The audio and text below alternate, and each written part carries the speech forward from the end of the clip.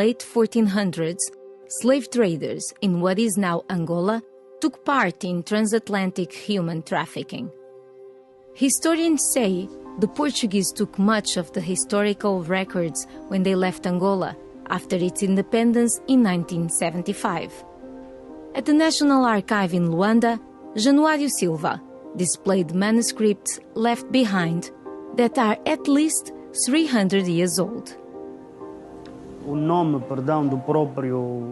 The name of the slave, gender, place of birth or origin, age, identifying marks, occupation. And at the end are notes where we can see the date of capture or other relevant information. The ledgers also contain letters and other correspondence.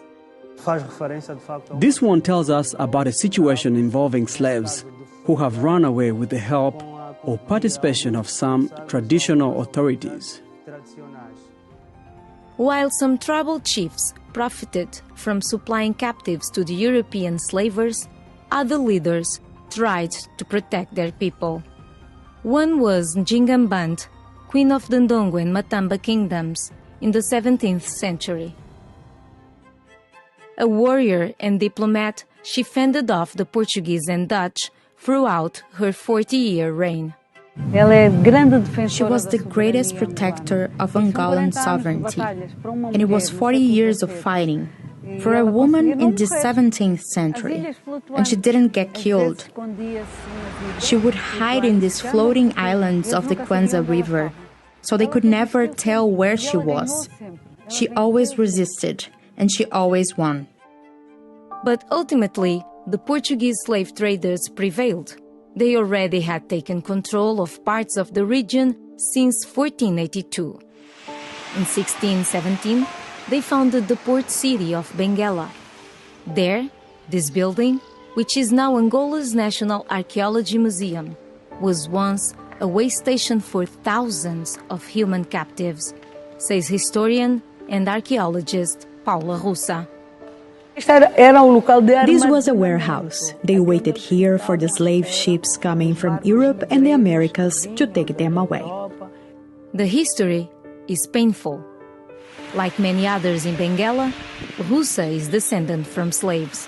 My mom is dead. I was raised in an orphanage, but my great-aunts told me, look, your great-grandmother was sent to Recife in Brazil.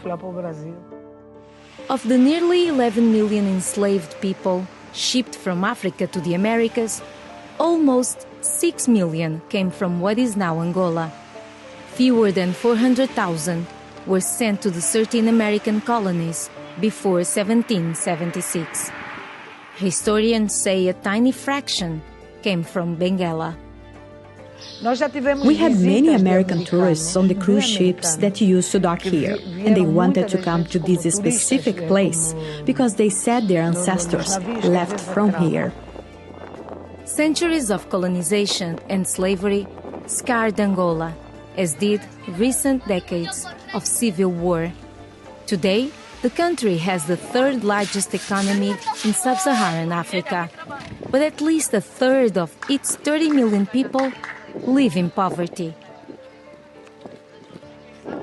Hearst says Angola's female vendors, known as Zungueira, are Angola's everyday Queen Jingas. She's a resistor. You see the Zungueira in action every day. She leaves the house, buys goods from farm women, and sells those goods on the street. She goes back home and pays her kids' tuition, pays the rent, pays for food. Like Njinga, the Zungueira are standing strong for Angola. Mayra de la Salette with Betty Ayub for VOA News, Angola.